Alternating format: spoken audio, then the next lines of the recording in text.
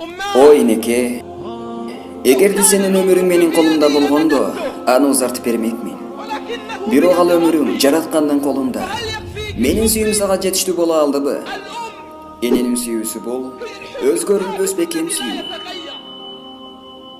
Айланаңда ким болбосун, өз энеңден башкасы өзгөрүп кетет. Айланаңда ким болбосун, өз энеңден башкасы сага тоскоол болушат. Айланаңда кимдер болбосун, өз энеңден башкасы кыйынчылыкта сени таштап кетишет. Дүйнөдө эч бир адам өз энесине окшош боло албайт. Эне бул бир гана жолу жаралган, кайра кайталанбайт. Эне бул бир гана жолу жаралган, кайра кайтарылбайт. Сенин эс алууң үчүн канча жолу уйкусуз түн өткөрдү. Сенин укташың үчүн жана эс алышың үчүн канча жолу чарчаган. Эстебейсиңби?